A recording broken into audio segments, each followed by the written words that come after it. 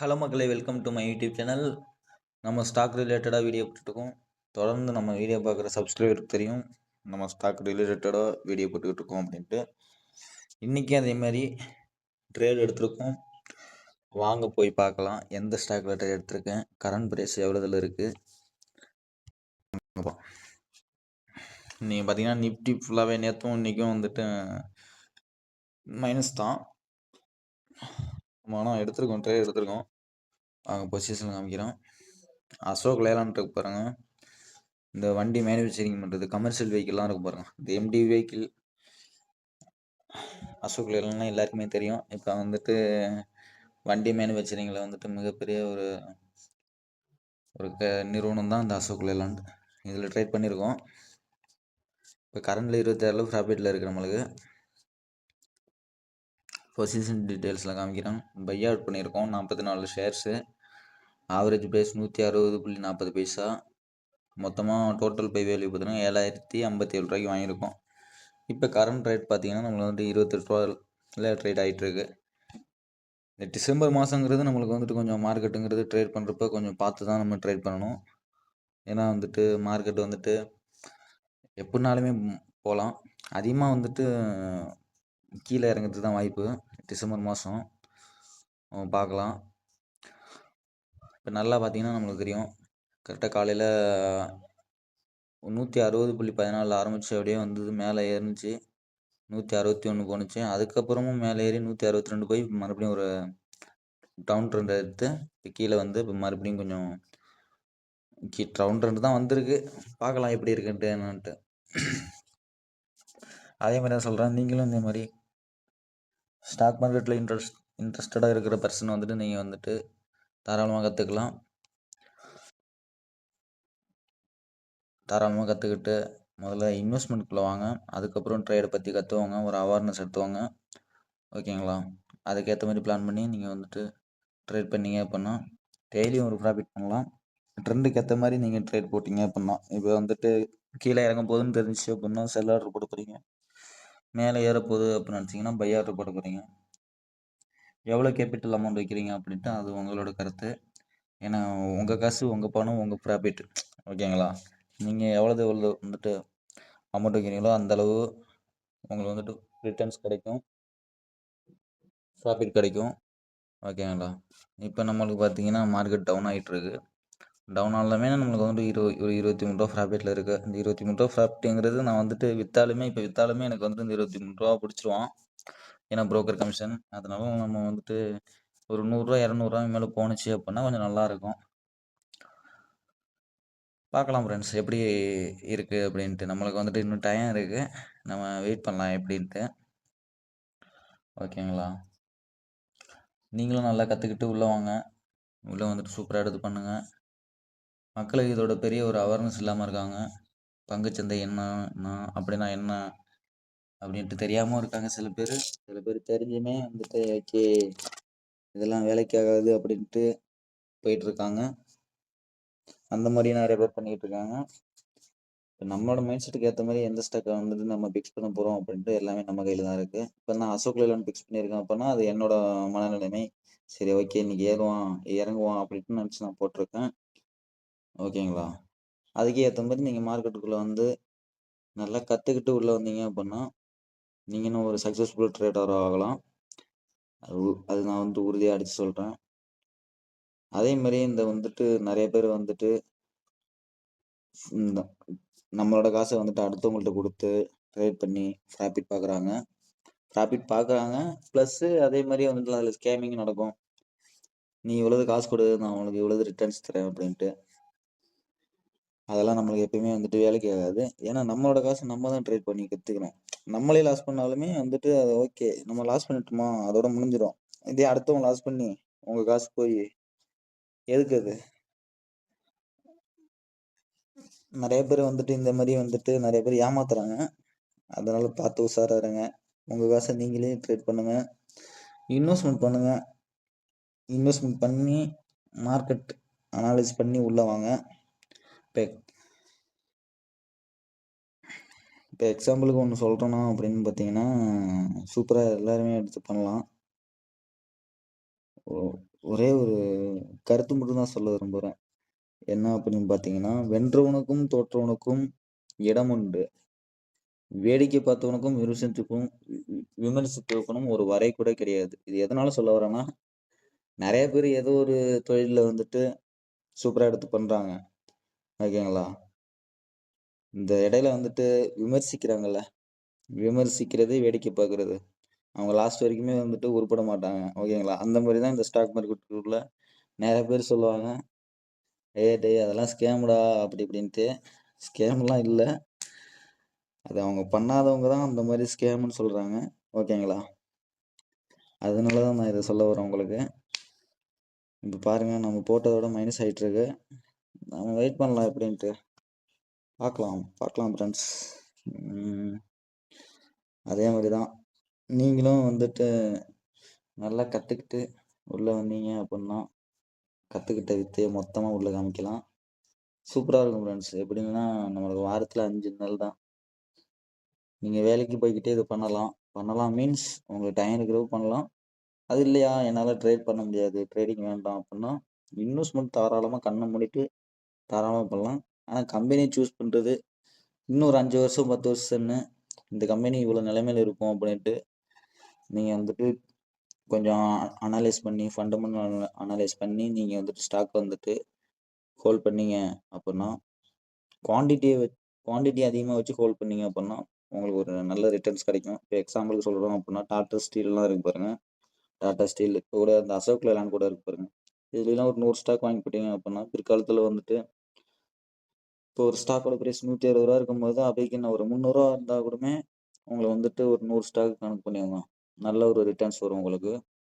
அதனால சொல்ல வரேன். ஓகேங்களா? அதுக்கேத்த மாரி பிளான் பண்ணி நீங்க பண்ணுனீங்க அப்புட்ன்னா, உங்களுக்கு வந்துட்டு ஃபியூச்சர்ல யார்கிட்டயுமே கை கட்டி நிக்க மாட்டீங்க.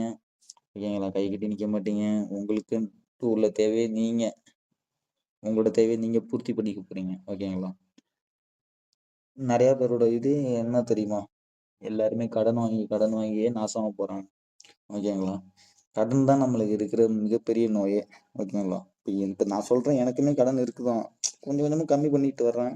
நீங்களும் அதே மாரி தான் சொல்ல வரேன். தேவையில்லாம கடன் வாங்குறத அவாய்ட் பண்ணிக்கோங்க. இந்த பர்சனல் லோன், இந்த மொபைல் அப்ளிகேஷன்ல லோன் வாங்குறது, அந்த மாரி விஷயங்கள் பண்ணிக்கிட்டு இருந்தீங்க அப்புட்ன்னா, அத கொஞ்சம் கம்மி பண்ணிட்டு வெளில வாங்க. நீங்க சம்பாரிக்கிற காச சேவிங்ஸ் பண்ணி, அது மூலியமா நீங்க வந்துட்டு அமௌண்ட்ட பெருக்கணுமே தவிர, கடன் வாங்கி லைஃப் வாழ்ற வாழ்க்கை, அது ஒரு நரகமான வாழ்க்கை. ஓகேங்களா? பணத்த வச்சு பணத்த சம்பாரிக்கலாம் அப்டின்னு சொல்லுவாங்கல்ல. அது இந்த ஸ்டாக் மார்க்கெட்ல முடியும். ஓகேங்களா? அதுக்கு ஏத்த மாரி பிளான் பண்ணி பண்ணுங்க. இப்ப வந்துட்டு உங்களுக்குன்ட்டு ஒரு ஸ்ட்ராட்டஜி, ஒரு தனி பாதைய நீங்க உருவாக்கி போங்க. இந்த ஸ்டாக் மார்க்கெட் பொறுத்தவரைக்கும் அதுதான் நான் சொல்ல வர்றது. உங்களுக்குன்னு ஒரு பாதைய நீங்க தான் தேர்ந்தெடுத்து போணும். அந்த மாரி நீங்க வந்துட்டு தனியா செயல்படும்போது, உங்களுக்கு வந்துட்டு நெறைய ஐடியாஸ் கிடைக்கும்.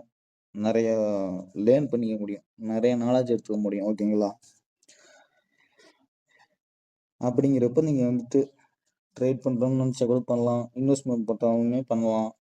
எல்லாம் நம்ம கஷ்டப்பட்டு சம்பாரிக்கிறோம். ஓகேங்களா? வேலைக்கு போறோம். எல்லாருமே வேலைக்கு போறோம். வேலைக்கு போய் சம்பாரிக்கிறோம். ஓகேங்களா? சம்பாரிக்கிற காச எப்படி நம்மளுக்கு வந்துட்டு செலவு பண்ணணும்னு தெரியாம கண்ணாமூனான்னு செலவு பண்ணிர்றோம். மறுநாள் பார்த்தீங்கன்னா, ஃப்ரெண்ட்ஸ் கிட்டயோ, ஃபேமிலிட்டயோ போயிட்டு காசு ஒரு ரூ. 1000 குடு, 2000 குடு அப்படின்ட்டு போயிட்டு கேட்குறோம். அது தேவையில்லாத நம்மளுக்கு வந்துட்டு செலவு தானே. நம்ம காச நம்ம சேவிங்ஸ் பண்ணணும். கரெக்ட்டான முறையில சேவிங்ஸ் பண்ணோம் அப்பன்னா, நம்ம அடுத்தவங்கள்ட்ட நிக்கவே தேவையில்ல. ஓகேங்களா? உங்களுக்கு தேவையா?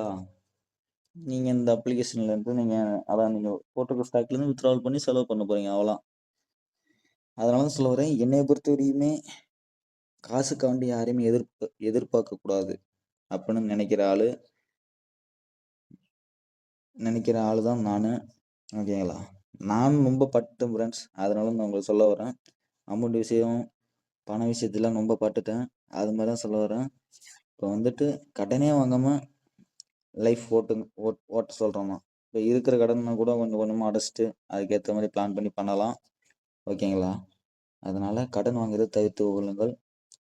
உங்க காசு சேவிங்ஸ் பண்ணுங்க. ஓகேங்களா? அது வந்துட்டு ஸ்டாக்கா இருந்தாலும் சரி, இந்த மியூச்சுவல் ஃபண்ட், எஃப்டி, ஆர்டி ஏதோ ஒரு விதத்துல நீங்க சேவிங்ஸ் பண்ணீங்க. உங்க காசு சேவிங்ஸ் பண்ணீங்கன்னா ஓகே. இப்ப நம்ம எதுக்கு சம்பாரிக்கிறோம், எதுக்கு செலவு பண்றோம்னே தெரியாம நெறைய பேர்லாம் செலவு பண்ணிட்டு இருக்காங்க. ஓகேங்களா? அதுக்கு நம்ம வந்துட்டு வேலைக்கு தேவையில்லையே. வேலைக்கு போற காச நம்ம வந்துட்டு தேவையில்லாம செலவு பண்ணி, மறுநாள் கடன் வாங்குறதுக்கு நம்ம எதுக்கு வந்துட்டு வேலைக்கு போணும் சொல்லுங்க? காசோட தேவை எல்லாருக்குமே இருக்கு. ஓகேங்களா? மனுஷனா பிறந்த எல்லாருக்குமே காசோட தேவை இருக்கு. அதனால தான் சொல்ல வரேன். கடன் வாங்குறத கொஞ்சம் கம்மி பண்ணிக்கோங்க, அவாய்ட் பண்ணிக்கோங்க. இல்ல எல்லாருமே சொல்றேன், பொதுவா சொல்றேன். அதே மாரி உங்க காச நீங்க சேவிங்ஸ் பண்ணுங்க. உங்களோட காச நீங்க சேவிங்ஸ் பண்ணா தான் ஃபியூச்சர்ல உங்களோட சந்ததி, உங்களோட குழந்தையோ, உங்களோட ஃபேமிலியோ, உங்களோட பேரண்ட்ஸோ ஓரளவுனாலும் ஓரளவுனாலும் செட்டில்டா இருப்பாங்க. இப்ப இந்த ஏழை, பணக்காரன் அப்படிங்கிற வித்தியாசம் வந்துட்டு இந்த ஸ்டாக் மார்க்கெட்டுக்குள்ள வந்துட்டோம் அப்புட்ன்னா, கண்டிப்பா ஏழைங்கிறது வந்துட்டு நம்மளுக்கு இருக்கவே இருக்காது. ஓகேங்களா? எல்லாருமே ஓரளவுல வெல் செட்டில்டு.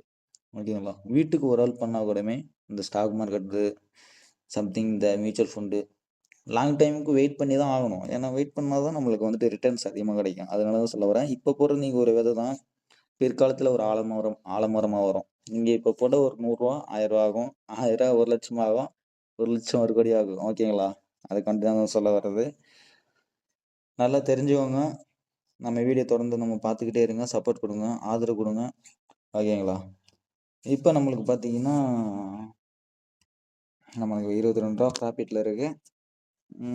பார்க்கலாம் நம்ம ஒரு 2, 3 நாளாவே நம்ம போட்ட ஸ்டாக்லாம் ஃபுல்லா மைனஸ் தான் ஆயிட்டு இருக்கு. மைனஸ் ஆனாலும் இந்த மார்க்கெட்ட விட்டு நம்ம போக போறதில்ல. எனக்கு தெரியும். டிசம்பர் மாசம் மார்க்கெட் இப்படிதான் இருக்கும் அப்படின்ட்டு. நம்ம எல்லாத்தையும் அக்செப்ட் பண்ணிக்கிட்டு தான் போய் ஆகணும். லாஸ் வந்தாலுமே நான் அக்செப்ட் பண்ணிக்குவேன். ஓகேங்களா? லாஸ் வந்தா லாஸ் வந்துட்டு பண்ணிட்டு சரி ஓகே இது ஸ்டாக் மார்க்கெட் ஆகாது, இது வேலைக்கு ஆகாது அப்படின்ட்டு போனவங்க நெறைய பேர் இருக்காங்க. ஓகேங்களா? நிரந்தரமா இப்ப என்னைய மாரி பண்ணிக்கிட்டு லாஸ் பண்ணாலுமே ஓகே நம்ம மார்க்கெட்ல இருக்கணும் அப்படின்ட்டு அதோட ஒரு தேவை இருக்கும்.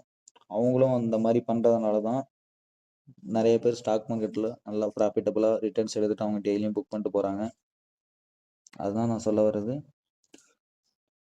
இந்த வீடியோ நான் எதுக்கு உங்களுக்கு ரெக்கார்ட் பண்ணி போடுறேன் அப்புட்ன்னா, மக்கள் வந்துட்டு நெறைய விஷயங்கள் தெரிஞ்சுக்கணும். அதுல வந்துட்டு பங்குச்சந்தைனா என்ன அப்படின்னு இந்த ஒரு விஷயமும் நம்மளுக்கு வந்துட்டு மக்களுக்கு தெரியணும் அப்படின்னுக்காண்டி, எனக்கு கிடைச்ச மிகப்பெரிய பிளாட்ஃபார்ம் பார்த்தீங்கன்னா யூடியூப். இந்த யூடியூப் மூலியமா ஒரு சேனல் உருவாக்கி உங்களுக்கு வீடியோ அப்லோட் பண்ணிட்டு இருக்கேன். அது மூலியமா இந்த வீடியோ வந்துட்டு கண்டிப்பா எப்பயாவது வந்துட்டு இந்த வீடியோ வந்துட்டு ஒரு நாள் இல்லன்னா ஒரு நாள் உங்களுக்கு வந்து சேரும். சேரும்போது இந்த வீடியோ வந்துட்டு உங்களுக்கு யூஸ்ஃபுல்லா தான் இருக்கும்.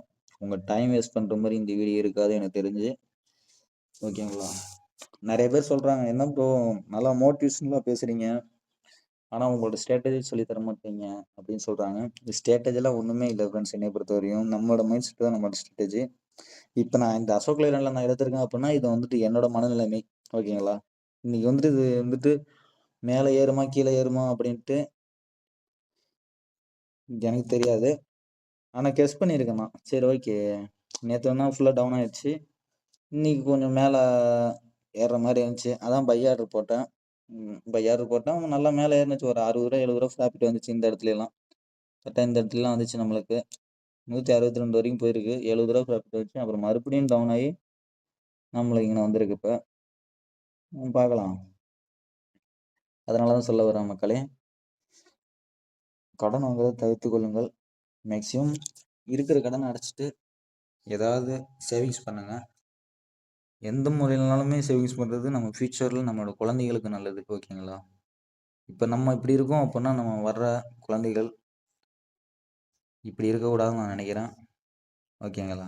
அது குழந்தைகளாவும் இருக்கலாம், நம்மளுக்கு வர ஒய்ஃபாவும் இருக்கலாம், நம்மளோட பேரண்ட்ஸாவும் இருக்கலாம். ஏன்னா நம்ம கஷ்டப்படுறது எதுக்குமே பலன் இல்லாம போயிடக்கூடாது பாருங்க. இப்ப நம்ம கஷ்டப்படுறோம். கஷ்டப்பட்டு தேவையில்லாம காசு செலவு பண்றோம். ஓகேங்களா? அது என்னாத்துக்கு அப்படி சம்பாரிச்சு என்னாத்துக்கு செலவு பண்ணிக்கிட்டு, காசோட தேவை எல்லாருக்குமே இருக்கு. அது கரெக்டான முறையில பயன்படுத்துங்கன்னு தான் நான் சொல்ல வருது. பணத்தோட ஒரு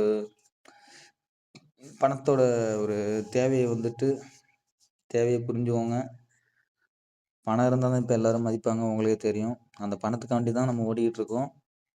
ஓகேங்களா? அதுக்குனால தான் சொல்ல வரேன். பணத்தை பார்த்து செலவு பண்ணுங்க. அளவாக செலவு பண்ண கற்றுக்கோங்க. தேவையில்லாத இஎம்ஐஸ்லாம் கொஞ்சம் கம்மி பண்ண கற்றுக்கோங்க. இப்போ இஎம்ஐ எல்லாருக்குமே இருக்குது, கடன் எல்லாருக்குமே இருக்குது. கொஞ்சம் அவாய்ட் பண்ணிக்கோங்க. கொஞ்சம் கம்மி பண்ணிக்கிட்டீங்க அப்படின்னா உங்களுக்கு வந்துட்டு எந்த ஒரு கடன் தொல்லையும் இருக்காது. அதுக்காண்டி நான் சொல்ல வர்றது. ஓகே ஃப்ரெண்ட்ஸ், தொடர்ந்து நம்ம வீடியோவை பார்த்துக்கிட்டே இருங்க, ஆதரவு கொடுங்க. நம்ம வந்துட்டு நாளைக்கு வீடியோவில் சந்திக்கலாம். Okay friends.